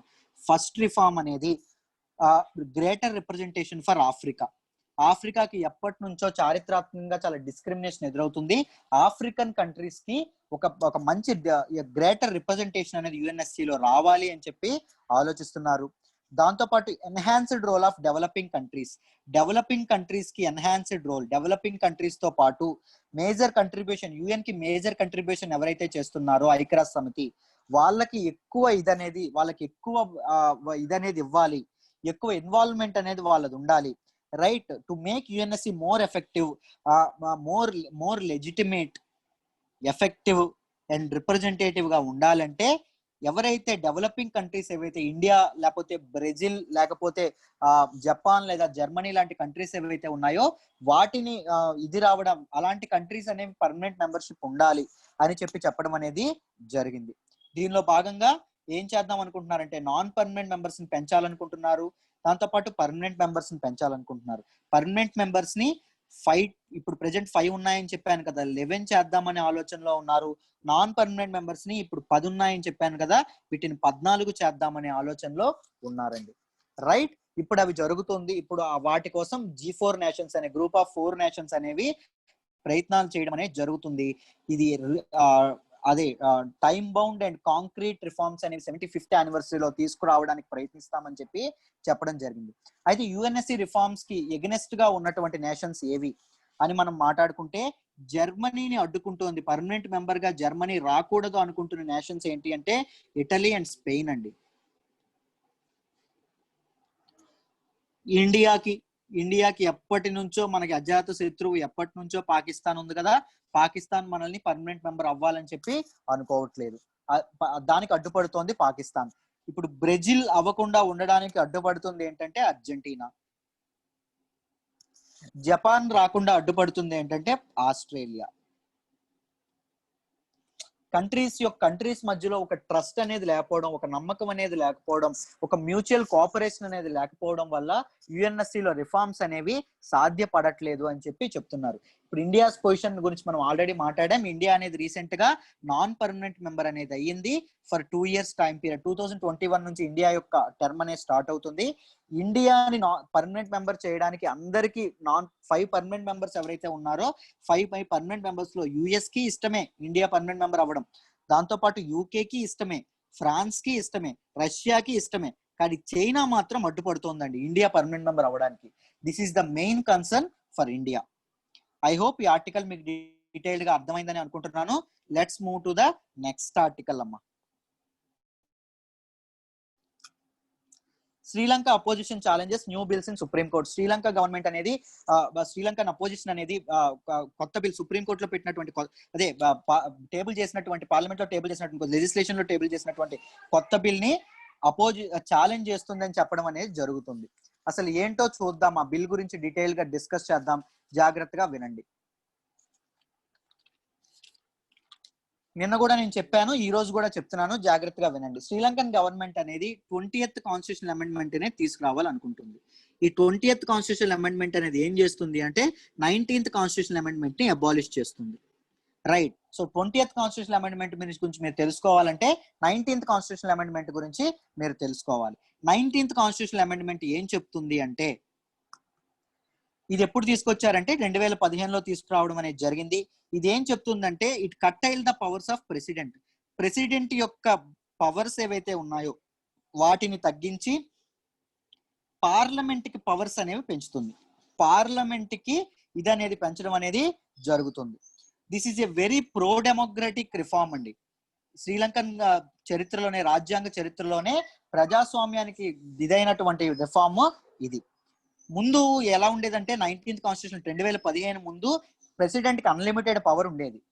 జుడిషియల్ సిస్టమ్ లో కానీ, లేకపోతే పబ్లిక్ సర్వీసెస్ లో కానీ, సివిల్ సర్వెంట్స్ లో కానీ, లేకపోతే ఎలక్షన్ కమిషన్ లో కానీ ఉన్నటువంటి ఎవరైతే వీళ్ళు ఉంటారో, ఆఫీసర్స్ ఎవరైతే ఉంటారో వాళ్ళని తీసివేయడం కానీ, అపాయింట్మెంట్ కానీ ప్రెసిడెంట్ చేతుల్లో ఉండేది 2015 ముందు.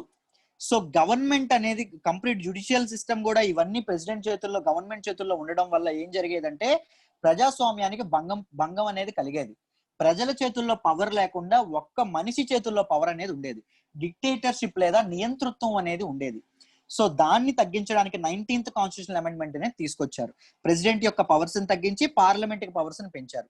ఇప్పుడు 20th కాన్స్టిట్యూషనల్ అమెండ్మెంట్ అనేది ఎందుకు తీసుకొచ్చారంటే ప్రెసిడెంట్ యొక్క పవర్స్ ని మళ్ళీ రివైవ్ చేయాలి, 19th కాన్స్టిట్యూషనల్ అమెండ్మెంట్ ని తీసేయాలి, ప్రెసిడెంట్ కి మళ్ళీ పవర్స్ ని పెంచి పార్లమెంట్ కి పవర్స్ ని తగ్గించేయాలి, జుడిషియల్ సిస్టమ్ కి, పబ్లిక్ సర్వీసెస్ కి, ఎలక్షన్ కమిషన్ కి 19th కాన్స్టిట్యూషనల్ అమెండ్మెంట్ ఏదైతే ఇండిపెండెన్స్ ఇచ్చిందో, స్వతంత్రం ఇచ్చిందో, ఆ స్వతంత్రాన్ని తీసేయాలి అని చెప్పడం అనేది జరిగింది. రైట్, దాన్ని టేబుల్ చేయగానే దానికి సుప్రీం కోర్టులో శ్రీలంకన్ అపోజిషన్ ఏం చేసింది అంటే సుప్రీం కోర్టులో దానికి ఛాలెంజ్ చేయడం అనేది జరిగిందండి. సుప్రీం కోర్టులో దాన్ని ఛాలెంజ్ చేయడం అనేది శ్రీలంకన్ ఇదనేది జరిగింది. మొత్తం అన్ని అపోజిషన్ పార్టీస్ ఇదనే జరిగాయి. వాళ్ళు ఏం చెప్పారంటే ఇది ఒక డార్క్ డే ఆఫ్ డెమోక్రసీ అని చెప్పారు. ఇది ప్రజాస్వామ్యానికి ఒక చీకటి దినం అని చెప్పడం అనేది అపోజిషన్ పార్టీస్ చెప్పడం అనేది జరిగింది. సావరెంటీ, ప్రజల చేతుల నుంచి సావరెంటీ ఏదైతే ఉంటుందో, ప్రజల చేతుల్లో పవర్ ఏదైతే ఉంటుందో అది ప్రజల చేతుల నుంచి దూరం అయిపోయి ఒక వ్యక్తి చేతుల్లోని ఒక నియంత్ర చేతుల్లోకి వెళ్ళిపోతుంది, డిక్టేటర్షిప్ అనేది మొదలవుతుంది అని చెప్పడం అనేది జరిగింది.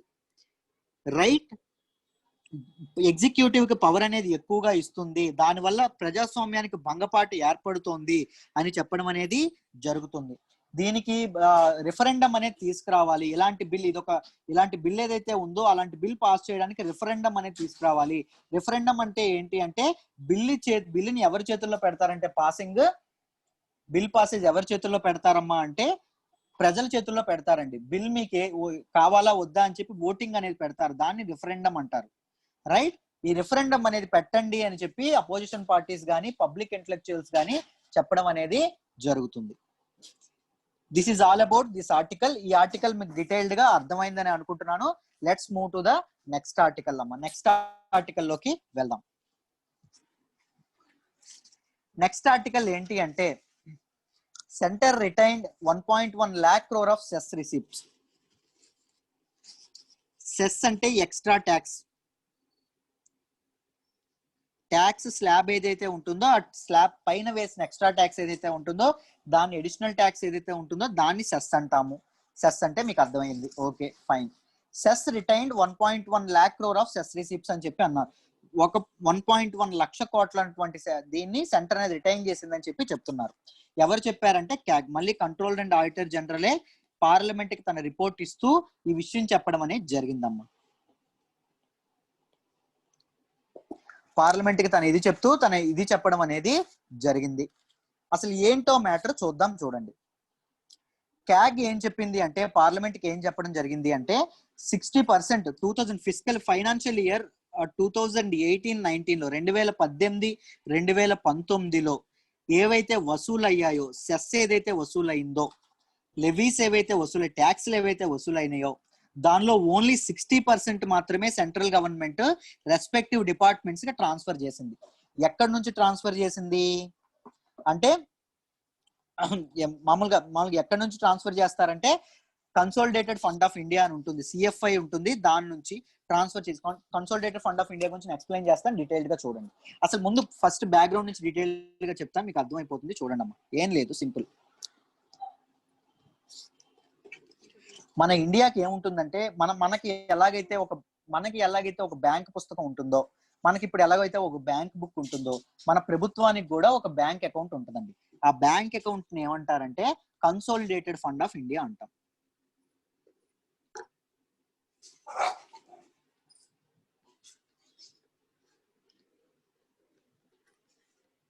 కన్సాలిడేటెడ్ ఫండ్ ఆఫ్ ఇండియా అనేది ప్రభుత్వం యొక్క బ్యాంక్ అకౌంట్ అనుకోండి, ఓకేనా.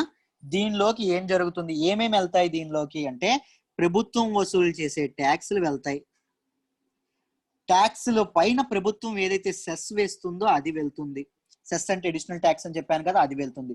ట్యాక్స్లు అంటే బోత్ డైరెక్ట్ ట్యాక్సెస్ వస్తాయి, ఇండైరెక్ట్ ట్యాక్సెస్ వస్తాయి. రైట్. దాంతో పాటు ఏమెళ్తాయి అంటే ప్రభుత్వం తీసుకున్నటువంటి లోన్స్ వస్తాయి. ప్రభుత్వం మనకి ఇప్పుడు లోన్స్ ఎలా తీసుకుంటుంది మనం చెప్పాం టీ బిల్స్, ట్రెజరీ బిల్స్ కానీ లేకపోతే బాండ్స్ ఇష్యూ చేస్తుంది, గవర్నమెంట్ సెక్యూరిటీస్ ఇష్యూ చేస్తుంది, వీటి ద్వారా ప్రొక్యూర్ చేస్తుంది డబ్బుని. ఈ డబ్బు అంతా దేనిలో క్రెడిట్ అవుతుందంటే consolidated fund of India credit అవుతుంది. రైట్. జిఎస్టీ ట్యాక్స్ల ద్వారా ఏమవుతుందో, ట్యాక్స్ ఇండైరెక్ట్ ట్యాక్స్ ఏదవుతుందో అది కూడా కన్సాలిడేటెడ్ ఫండ్ ఆఫ్ వెళ్తుంది. డబ్బంతా ప్రభుత్వం యొక్క డబ్బంతా దానిలోకి వెళ్తుంది.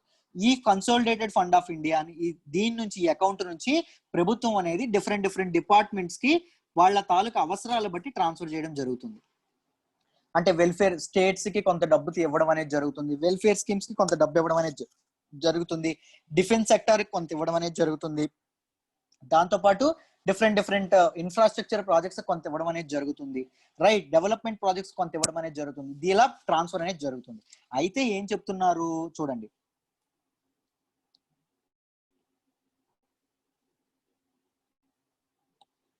కన్సాలిడేటెడ్ ఫండ్ ఆఫ్ ఇండియా ఏదైతే ఉంటుందో దీనిలోకి 2018-19 ఫిజికల్ ఇయర్ లో దీనిలోకి మొత్తం ఎంత వచ్చిందంట అంటే 2.75 lakhs వచ్చిందంట సెస్ అండ్ లెవీస్ రూపంలో. దీని నుంచి గవర్నమెంట్ ఎంత ఖర్చు పెట్టిందమ్మా అంటే కేవలం 1.64 lakh crores ఖర్చు పెట్టింది అని చెప్పి చెప్తున్నారు. మిగిలిన 1.1 lakh crores అనేవి ఖర్చు పెట్టలేదు అని చెప్పడం అనేది జరుగుతుంది. రైట్. ఈ 1.1 lakh crores లో 40,000 crores సెంట్రల్ గవర్నమెంట్ అనేది స్టేట్ గవర్నమెంట్ రాష్ట్ర ప్రభుత్వాలకు బకాయిలు జిఎస్టీ బకాయిలు ఏవైతే ఉంటుందో, జిఎస్టీ కంపెన్సేషన్ ఏదైతే ఉంటుందో అదే ఒక 40,000 కోట్లు ఉంది అని చెప్పి చెప్తున్నారు.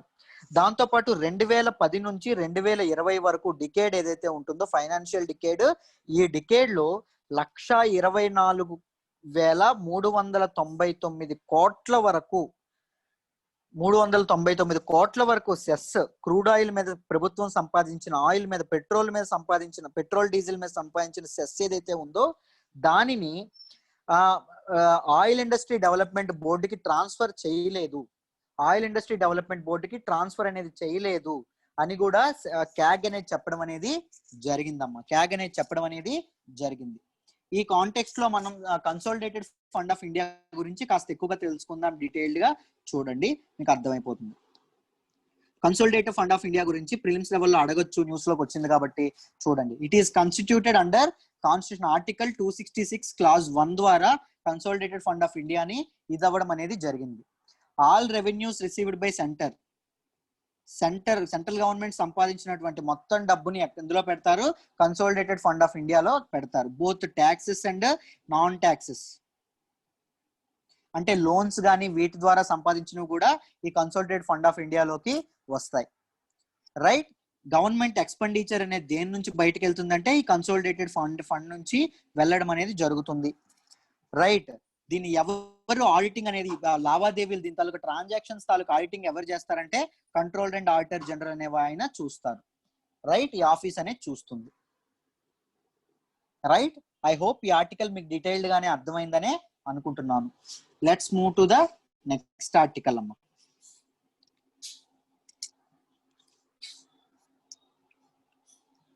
చూడండి, over 380 whales dead in mass stranding వల్ల మొత్తం 380కి పైగా వేల్స్ అనేవి చనిపోతున్నాయని చెప్పి, తిమింగలాలు చనిపోతున్నాయని చెప్పి చెప్పడం అనేది జరిగింది.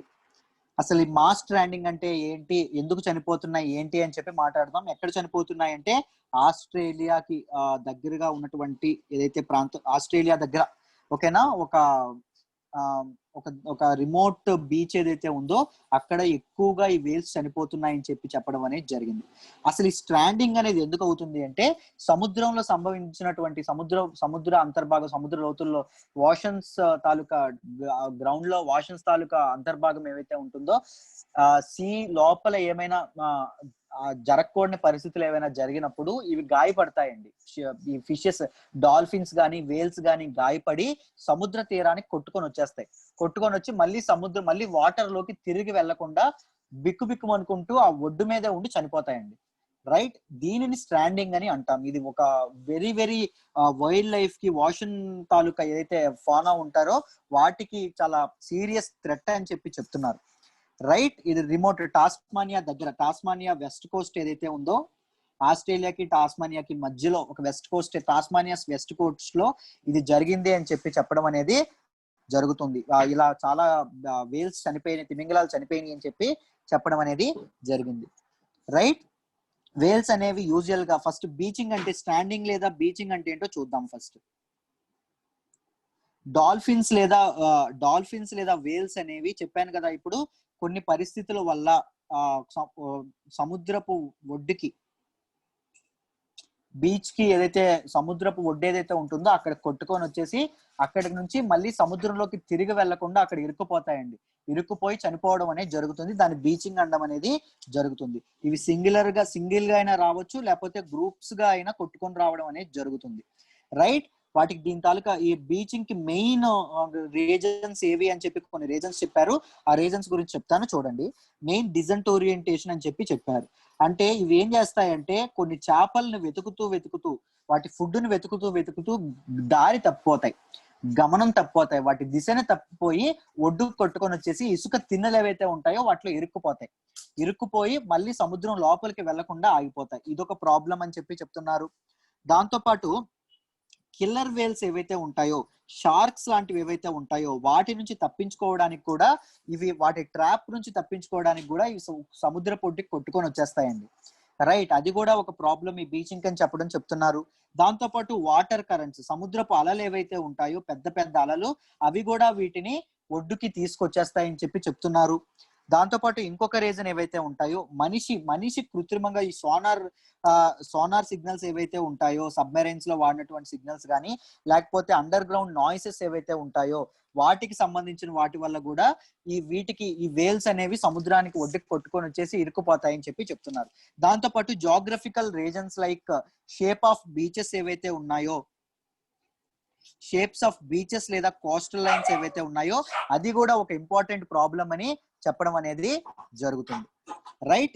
These are the important threats అని చెప్పి, these are the important reasons అని చెప్పడం అనేది జరిగింది. బట్ ఈ వేల్స్ కైండ్ ఏంటంటే ఏం చెప్పుకున్నాము, లాంగ్ ఫిన్డ్ పైలట్ వేల్స్ అండి.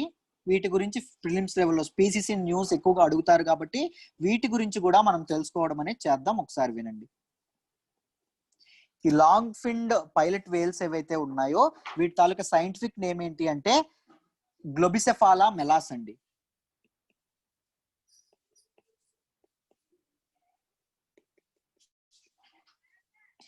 This is the scientific name. IUCN protection, international union for conservation of nature protection status ఏంటంటే లీస్ట్ కన్సర్న్. వీటి ఎక్స్టెన్షన్ కి పెద్ద ఇబ్బంది లేకపోయినా ఇంత మొత్తంలో వేల్స్ అనేవి చనిపోవడం నిజంగా ఒక బయోడైవర్సిటీకి ఒక పెద్ద థ్రెట్. సో సైంటిస్టులు అనే వాళ్ళు ఈ మాస్ స్ట్రాండింగ్ అనేది ఎందుకు జరుగుతుంది, ఈ బీచింగ్ అనేది ఎందుకు జరుగుతుంది, ఎందుకు ఆ ప్రాంతంలోనే జరిగింది, లేకపోతే గ్రూప్ గా ఎందుకు స్ట్రాండ్ అవుతున్నాయి, ఒకటి రెండు కొట్టుకొస్తే పర్లేదు కానీ 380 400 వరకు ఎందుకు సముద్ర పొడ్డుకు రావడం అనేది జరుగుతుంది, వీటి గురించి కూడా సైంటిస్టులు అనే వాళ్ళు రీసెర్చెస్ చేసి బయోడైవర్సిటీని కాపాడే దిశగా వర్క్ చేయాలని చెప్పి ఆర్టికల్లో చెప్పడం అనేది జరిగింది. ఐ హోప్ హిందూలో ఉన్నటువంటి ఆల్మోస్ట్ అన్ని ఇంపార్టెంట్ ఆర్టికల్స్ నేను కవర్ చేశానని అనుకుంటున్నాను. రైట్. మీకు ఇలాగే ప్రతిదీ లోతుల నుంచి పునాదుల నుంచి డీటెయిల్డ్ గా బేసిక్స్ నుంచి కవర్ చేయడం అనేది జరుగుతుంది. యూపీఎస్సీ ఇన్ఫినిటీలో జాయిన్ అవ్వాలనుకుంటే ఒకవేళ లైవ్ క్లాసెస్ ఎలా జరుగుతున్నాయి ఏంటి, ఫ్యాకల్టీ ఎలా చెప్తున్నారు అని చెప్పి మీకు ఏమైనా డౌట్ ఉంటే కింద ఫస్ట్ కామెంట్ లో ట్రయల్ గ్రూప్ అనేది ఉంటుంది, వాట్సాప్ గ్రూప్. ఆ గ్రూప్ లో జాయిన్ అవ్వండి. మీకు లైవ్ సెషన్స్ యొక్క మీ జూమ్ మీటింగ్ ఐడి పాస్వర్డ్ అనేది మీకు పంపిస్తాం. దాని నుంచి మీరు లైవ్ క్లాసెస్ యూపీఎస్సీ ఇప్పుడు ఆల్రెడీ జాయిన్ అయిన పిల్లలు ఎవరైతే ఉన్నారో వాళ్ళతో పాటే మీరు లైవ్ సెషన్స్ అనేవి హాజరవ్వచ్చు, వినొచ్చు. So that you can assess the quality of faculty members ఎలా చెప్తున్నారు ఏంటని మీరు వాళ్ళని ఇది చేయొచ్చు, స్క్రూటనైజ్ చేయొచ్చు. దాంతో పాటు మీరు మీ డెసిషన్ అనేది తీసుకోవచ్చు. రైట్. ఐ హోప్ ఈ ఆర్టికల్ మీకు డీటెయిల్ గా అర్థమైందని అనుకుంటున్నాను. Let's call it a day then అమ్మా. బాయ్.